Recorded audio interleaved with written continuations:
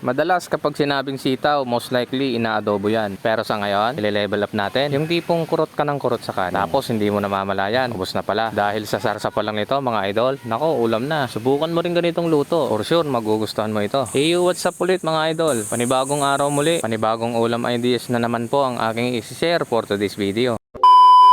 Meron po pala ako nabili na sitaw na worth 40 pesos at 3 pirasong pork chop. Nagkakahalaga naman po yan ng 150 pesos. Agad ko na po pala yan hinati-hati ng pare-parehas at inilagay sa pangmalakasan kong kawali. Nilagyan ko na rin po pala dyan ng 2 tasang tubig at kaunting paminta. Papakulan po natin ito hanggang sa lumambot. Lumipas nga ang 25 minutes ay malambot na ito. Igilid lang muna natin ito ng bahagya. Naglagay na rin po pala ako dyan ng kaunting mantika at nung mainit na yung mantika, naglagay na ako ng native na bawang. Imekos-mekos natin ng kaunti para lumabas yung aromatics ng bawang. At kapag nag-golden brown na yung bawang, ilalagay na natin yung sibuyas. At kapag lumabas na yung aromatics ng bawang at saka sibuyas, ilalagay na natin yung 2 pirasong kamatis. At kapag nahalo-halo na natin lahat, lalagyan na natin ng kaunting patis. Takpan po muna natin para manuot yung mga nilagay nating pampalasa. At kapag nanuot na yung aromatics na nalagay natin, ilalagay na natin yung liver spread. Imekos-mekos po ulit natin para mahalo. At pagkatapos po natin mahalo ng maayos, ilalagay na po natin yung 1 pirasong oyster sauce. Sinabayan ko na rin po pala dyan ng kaunting tubig, kaunting asukal pambalansi po ng lasa, at kaunting ajinamotone, kaunting soy sauce para pambalansi ng kulay. At kapag namekos-mekos po ulit natin, ilalagay na po natin yung sitaw. Takpan po ulit natin ng mga ilang minuto. Hintay lang po natin maluto yung sitaw. Lalagyan din po pala natin ng kaunting suka, pambalansi rin po yan ng lasa. Mas preferred ko kasi yung lasa na malamis-lamis tapos may kaunting asim. At kung nanonood ka pa rin hanggang ngayon, comment ka naman sa baba kung taga saan ka para malaman ko kung saan